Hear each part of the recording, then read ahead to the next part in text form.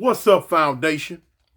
What's up, YouTube? Man, it's me, your big partner, Cartoon 5-3. Man, I'm back again. Story time. Yeah. Man, this story right here, man, takes place when I was in Pelican Bay Prison, man. Pelican Bay Prison.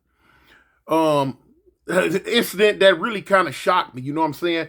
It was it was something that I wasn't never really into while I was locked up because I was always into some foolishness, and I was always in the hole or always doing some wild stuff. But now this incident here, it just came to me, man. Listen, you hear a lot of stories about dudes messing with women in prison.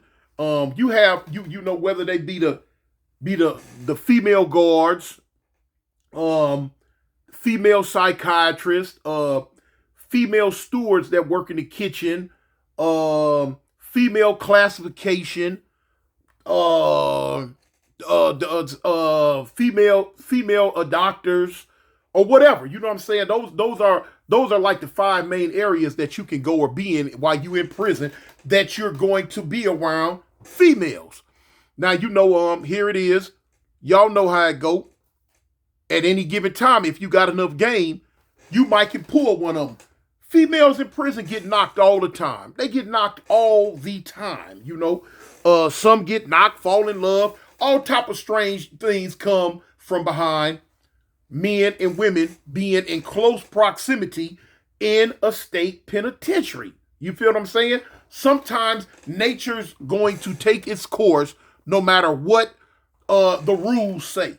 It is what it is, was what it was, and of course, it's always gonna be what it's gonna be, or see.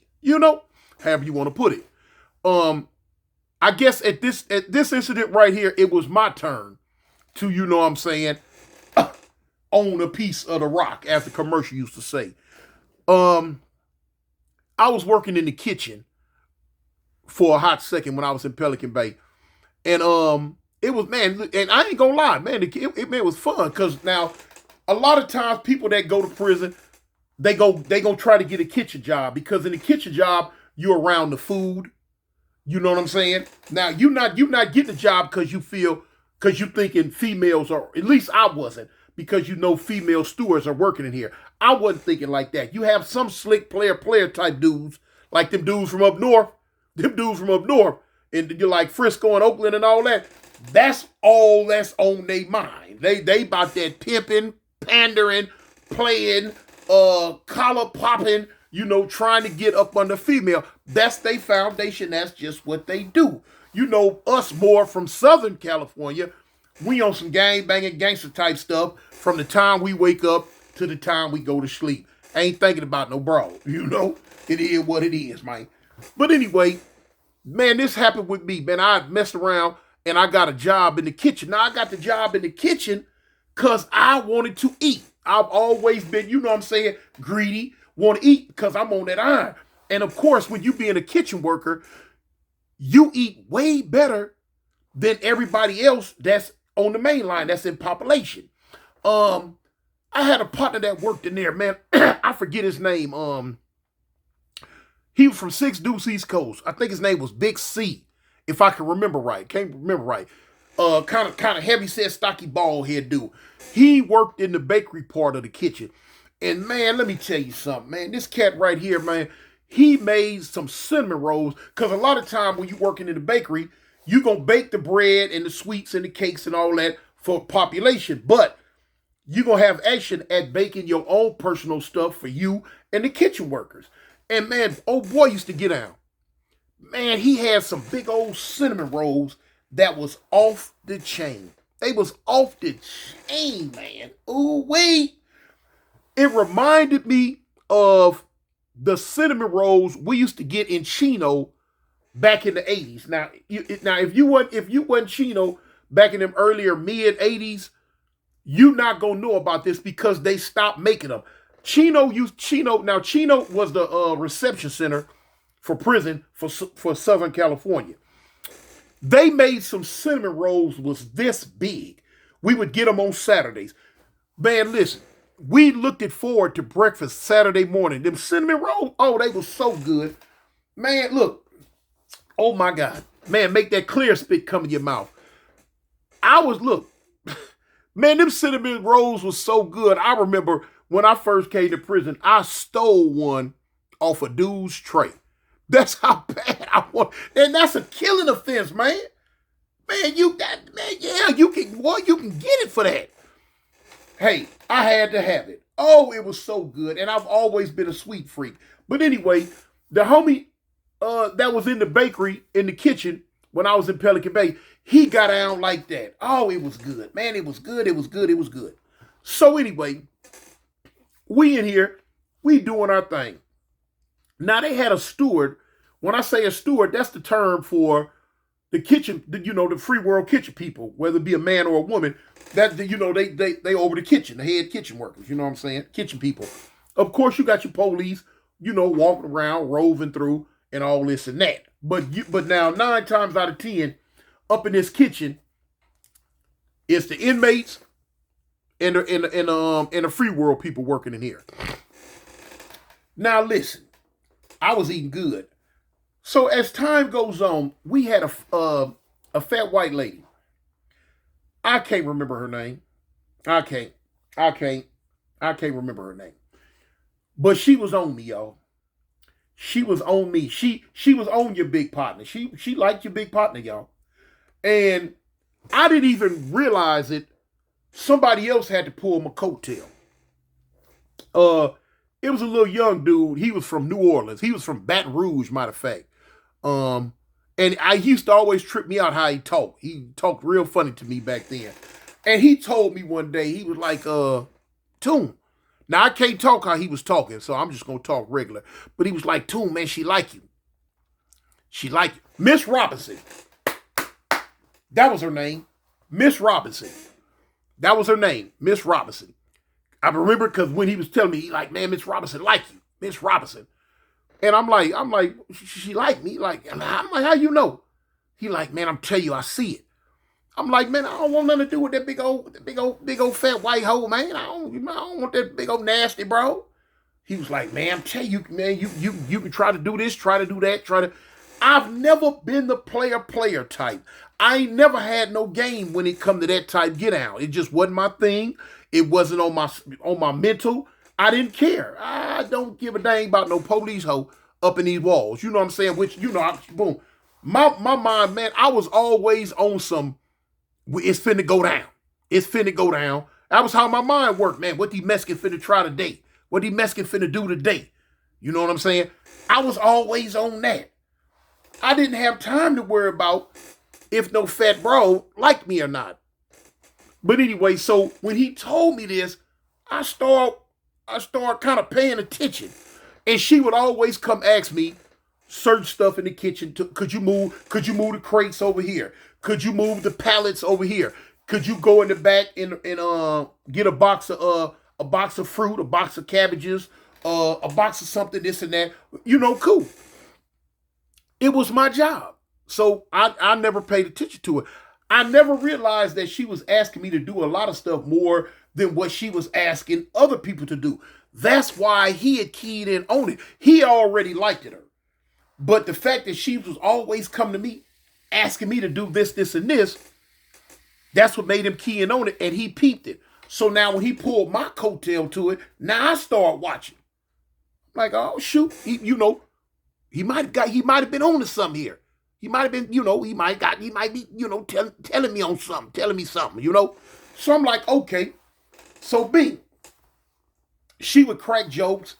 I started laughing at her jokes. I ain't caring nothing about no jokes. I can't remember. All this old weird stuff about, why did this cross the road and why did that cross the road? I'm trying to answer that goofy stuff, but in my mind, I'm like, I don't give a F why, whatever it was, the chicken, the rooster, the crow, the bird, the turd, whatever, crossed the road. You know what I'm saying? But this was her little goofy little trailer park jokes, I guess. I don't know. But anyway, I had another partner there, man. I had another partner there out of Long Beach Insane, man. My partner, Big Bouncer. Anybody that's out there from Long Beach, man, from Insane, If y'all know your homie Big Bouncer, tell him Cartoon from Avalon said what's up, man. If he's still around, I ain't seen him since I left Pelican Bay. Um, man, Big Bouncer was huge. His name fitted him well. Name fitted him well. Big Bouncer was every bit, man, about 6'6", 6'7", about 450 pounds, 500 pounds. Big, huge fool. I'll never forget, man, when I was in Pelican Bay the first time. Now, the story I'm telling you is when I was in Pelican Bay the second time. I was there twice. But the first time I was there, I think I told the story about we was playing basketball one day, and I'm trying to back him down, which it wasn't going to happen, and he tried to go up under my arms and hit the ball and missed it, hit me in the mouth like this there, bam! Woo! Man, this big old fool was so strong and so big. When he caught me like this, he split both my lips. The top and the bottom, split them, bam, wide open. Man, blood everywhere, I'm leaking. I remember the police laid the yard, and because I had to go to the infirmary, I'll never forget, when I went to the gate, I had to go to the gate. When the police looked, oh, he went in panic mode, because all the front of my shirt was bloody. Down there, get out, get out. They laid the whole yard. Man, everybody and their mama was mad at me. You know what I'm saying? My big, good, stupid behind. And I'm telling them one time, no, ain't nothing. I'm telling what happened. But of course, California prison is so volatile, they tend not to believe you with stuff like that. They think you covering something up, so you can get back out there and get some get back. But lo and behold, I convinced them. They thought somebody hit me in the mouth with a weight. Lo and behold, I convinced them that, it was friendly fire, wasn't none of that. But anyway, so now my second time back in Pelican Bay, back into the kitchen. So, I'm telling, I had to tell somebody about it. And it was a few homies in there. I can't remember all of them. But I go to Bouncer, cuz, man, Big Bouncer, check it out, homie, check it out.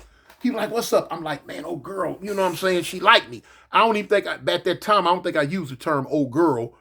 What I called her, I don't know what I called her. Probably called her fat hoe or something, I don't know. But anyway, so I was telling him, I'm like, man, you know what I'm saying? Man, oh, man, she liked me, cuz, man, how you know? I'm telling you, man, old Baton Rouge told me, man, and I started watching it, and I kind of see it. He like, man, that broad ain't tripping on you, man. I'm telling you, cuz. I'm saying, just watch her. So now, let me show you something. I wasn't advanced enough to just take the info.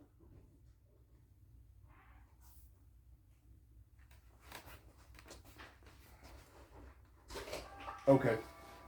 Somebody was coming in the house, tripped me out. But anyway, I wasn't advanced enough to just take the info and keep on swinging. You know what I'm saying? Don't even trip. Try to work it for what it was worth and go from there. I wasn't in advance. You know what I'm saying? I ain't never, been into that, didn't know nothing about it. I had to tell somebody. You know what I'm saying? I had to let somebody know.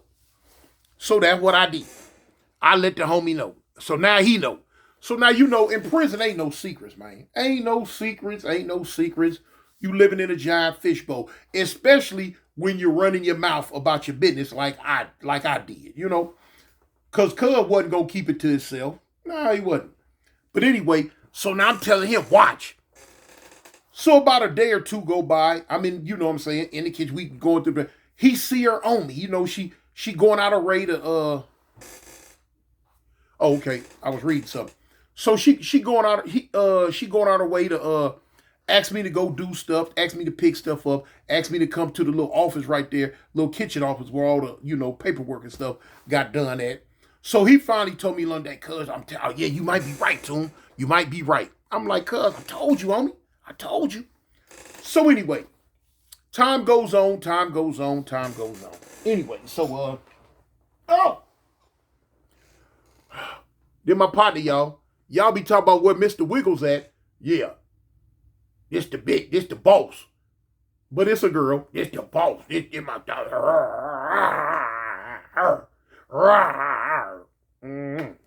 Oh, okay. So that's my baby right there, y'all. She run the house. Hands down. But anyway, so day came, she asked me to go into the back cooler and get some don't get me the line. It was something, cuz that had to be refrigerated. Something like some cabbages or it was a box of something. I can't remember what it was, but she asked me to get it. So anyway, while I'm back there, boom, she come in. She come in, y'all. She come in. I ain't thinking nothing about it at first, because I was back there for a hot second. For one, what she told me to go get, I couldn't find it. So I was back there a little minute trying to like, man, where's where the junk at? But what I believe what had happened was, with me being back there so long, not just grabbing it and coming back, I believe it gave her the impression that I knew what was up, and I was waiting on her to come on back there too. And so, but that wasn't what it was. But so when she did show up, in my mind, she's showing up because I'm back here too long. She waiting on whatever that was she told me to go pick up, and I hadn't showed up with it. So she coming to check and see, man, where is he at? Boom, boom, boom, boom, bam, So boom, she like, what's going on? I'm like, man, where is this? She like, it's in the top box right there. What did she tell me to get though? I can't remember, man. I don't know, cause but it ain't important. Whatever it was she told me to get, it was in that top box. I didn't know it was in the top box because it wasn't marked with whatever it was she told me to get. Anyway, so I get up there. When I get the box, I come down with the box. When I go to turn to get past her, when I go like this here, she get real close up on me. Now, she had big old giant titties, so I had to brush up against her to get out the room. And so I got the little box, and I'm like, oh, you know what I'm saying? Oh. So she like, shoot, I'm like, all right, I don't trip in my mind. I'm like, oh, this is it. I take that box. She sent me back in there to get another box. I go get the other box. When I go get the box this time, she right on my trail, right there on my trail. I go get the box. When I get the box, when I turn around this time, I'm holding the box like this here. She right in front of me. She put her hand on the box. She was like, what's up? I'm like, shoot, what's up? She's like, you already know. I'm like, nah, I don't, but, you can show me, She was like, oh, I'm going to show you. So now these big cooler doors, you can pull these cooler doors up, but you can't lock them. Not if you on the inside. If you pull that cooler door up and you in there, partner, you finna be in there. You finna be a popsicle till somebody come get you, But now, what people used to do, what we would always do, and they would tell us to do it, they had these little pieces of wood about this long, about 8-9 inches long, kind of thing. You would always, and they was connected to like the outside of the door on a little chain where you could grab the wood and like sit the wood between right there where the door can't close. You know what I'm saying? That was just a precautionary thing in case the door might have closed on your own, which is rarely, I rarely ever seen that. Or somebody might have closed it on accident, not knowing. If you back there way in the back and you fumbling and bumbling and stumbling through some stuff and somebody come up, push the door closed, then you pretty much, in freeze mode until somebody come get you. So you put that right there just in case. And it let people know that, don't close the door. Somebody's in here. She pulled the door up and put the little wood stopper in the door right there where it couldn't close all the way. And she pulled it up. She was like, come on, hurry up, or we gonna get caught. I'm like, I'm kind of shook. I'm nervous. I'm a little nervous. But I'm trying to figure out now what we doing here. What's going on? What we finna do? You know what I'm saying? I'm finna smash all the way? Or I'm finna get some head, or bite a titty, or what we finna do? I know I wasn't finna kiss her. No, that's what I wasn't finna do. Okay. So she like, I had on a smock. Because I finna say, she told me to lift my smock up. But I had on a smock. In case y'all don't know what a smock is, it's an apron. In prison, we call them smocks. but it's an apron. So, you got the apron on, boom, boom. Like, like when you be barbecuing, like the best chef, that type. But ours are all white. They be stained up because, we're in the kitchen working. Anyway, she like pushed me. You got some rows of boxes. Now, if you go to the left, you can be behind a row of boxes. Even if the door opens up and somebody just casually look in, they can't see nothing because we pushed all the way to the left up against, behind these row of stacked up boxes, fruits and all this or whatever it is. Boom. So she real quick. I guess I was going too slow. Boy, hurry up. Lift your smock. I lift the smock up. Now I know what we finna do. Wham. You know what I'm saying? Hello. Say hi to the bad guy. You know what I'm saying? She hit her knees. She handling her business. I couldn't believe it. Nothing like that had ever happened to me. The closest I ever came to something like this was when I was in YA. When I was in YA, and me and Big Monster from A-Tray Gangster, we was working in the laundry room. Me and him was in the laundry room together, and it was a female named Miss Johnson worked in there. Man, no, I take it back. No, Miss Ball. That was Miss Ball worked in there. She can't get in trouble. She probably ain't even around no more. But anyway, it was a female worked in there named Miss Ball. Had the big old eyes, and she would come in there. Boy, look here, hey, that's another story. But anyway, so she handled her business. Man, I'm skinning and grinning. I'm grinning and skinning and grinning. Grinning and skinning and grinning. So anyway, all that day go by. That whole day go by. And I come on out. Now, Big Bouncer, he wasn't working at the time. He was off that day. Man, as soon as I come up out the kitchen, come through the little metal detector and all that, wow. I'm shooting across the yard. I'm looking for Bouncer. Man, I'm looking for Bouncer. I gotta find Big Bouncer, man. So I go over here to where my people at. Now, when I say my people, y'all know, I'm speaking of the Blue Notes. So I see the homie Lavelle. I'm like, what's up, homie? He like, man, Tune, what's up? I say, man, where Bouncer at? He like, I don't know. He said, I seen him earlier. He was on the Iron Pal. So I'm like, dang, I'm knowing the yard finna close pretty soon. You know what I'm saying? We didn't get but 4 hours on the yard. 4 hours in the morning, 2 hours in the morning and 2 hours after lunch. So I got to find Bouncer. I found him. I say, cuz, you ain't gonna believe this. Of course, I proceeded to tell him everything that had happened. So he was like, dang, what? Cuz, put that on something. I had to put it on the set, cuz didn't believe me at first. I'm lying, fool. I'm telling you. He's like, what? I'm like, yeah, man, yeah. Like, all right. I'm not knowing immediately in his mind he want his now. That's how a lot of us get messed up in prison when we might knock a little female off of something, go to telling our partners. Oh, quite natural. It's human nature. They want to come on too. They want to do what they got to do too, you know? So it is what it is, was what it was, and it was going to be what it was going to be. Or see, you know? So look, he go to work the next day. He own her. I'm in there. So I'm like, dang, cuz, but he ain't own her like, man, let me, gimme. So boom. But he likes, want to extra talk with her, want to extra do this, extra do that. So me, being the big dummy that I am, I tell cuz, I'm like, man, I'm going to get her again. So he devised a plan. He devised him a plan.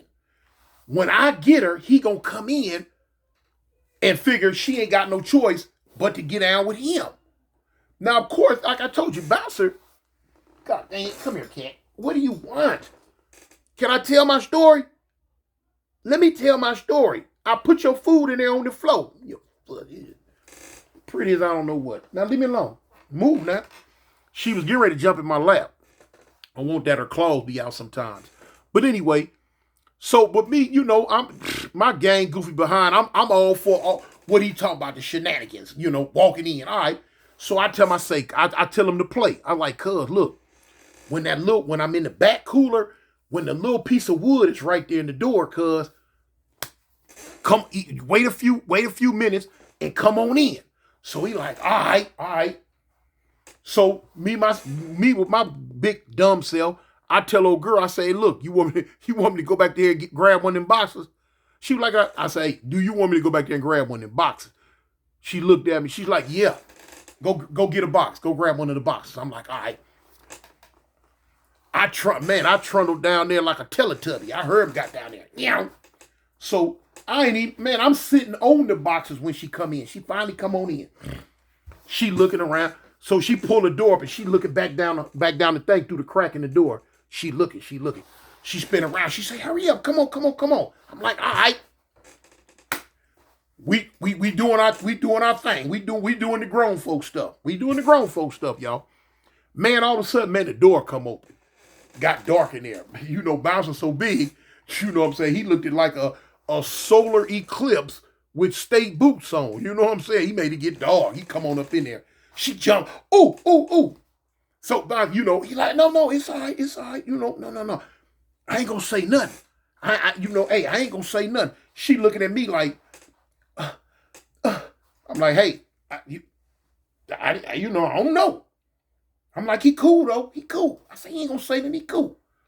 So he immediately go to tell her, just let me get mine. Let me get a little something. I'm gonna keep my mouth shut. I ain't gonna say nothing. So now, I don't believe that he physically turned her on.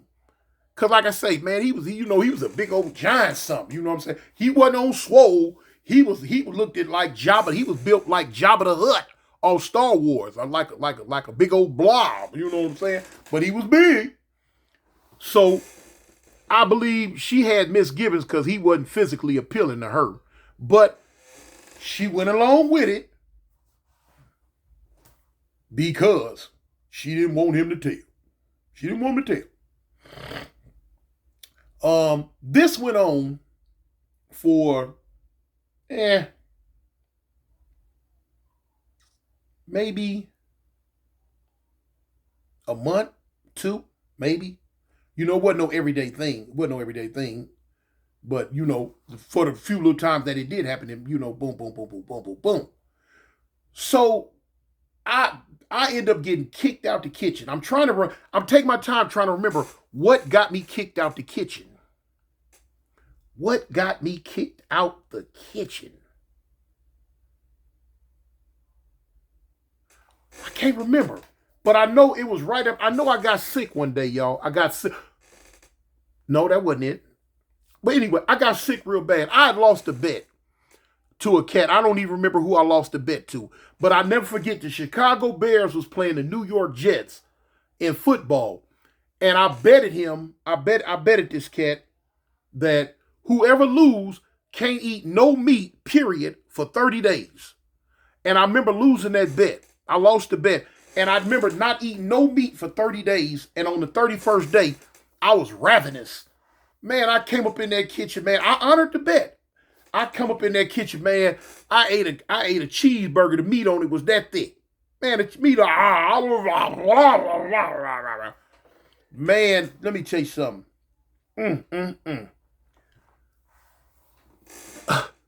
That meat tore me down. That meat messed me up so bad, y'all. Ooh, it messed me up so bad. Oh, my stomach, my system wasn't ready. But I had never went 30 days without eating no meat, y'all. Man, I shoved all that meat in my system. My system wasn't ready for it no more. Man, I'm talking about I was bent up like a question mark. I looked at like an @ sign. I was messed up. I remember going to the infirmary, got past it. I remember when I come back to the kitchen, I got kicked out. I got kicked out the kitchen for getting into it with an officer, if I can remember right. I believe I got into it with an officer. Man, I ended up getting kicked out the kitchen. I wasn't tripping. I didn't care no more. I got kicked out the kitchen. But now, old girl ended up about 4 months later, she got caught doing something with somebody. And I never remember that. She ended up getting fired. And it wasn't with Big Bounce or none of that. You know what I'm saying? Because once I got kicked out, I don't think she fooled with him no more anyway. But she ended up getting caught doing something with somebody else, and she ended up getting fired. But anyway, man, that's it popped in my mind, and you know what I'm saying, I tell all my stories, let y'all know. But anyway, that was That was a heck of an experience for me, y'all. That was a heck of that. You know, it's the first time that happened. That was the first time that happened like that. And as a matter of fact, that was the only time that happened. I've had female guards and different females that really liked me. That really liked me. I had a few of the female guards that was really liked me when I was out there in Alabama prison. And I told y'all the story about how the one girl tried to get mess me up. I'm gonna say her name, Miss Brown. You know what I'm saying? She tried to mess me up coming in the cell. But anyway, that's a whole nother story. That's another story. But anyway, man, it's me, your big partner, man, Cartoon 5'3". Man, y'all stay safe, man. Stay above ground. And I represent the gangsters. The Avalon gangsters, to be exact. I'm out. Peace. Gangsta boogie, gangsta boogie, gangsta boogie, gangsta boogie. Ain't nobody gangsta boogie. 4, 2, 1, man. 4, 2, 1, man.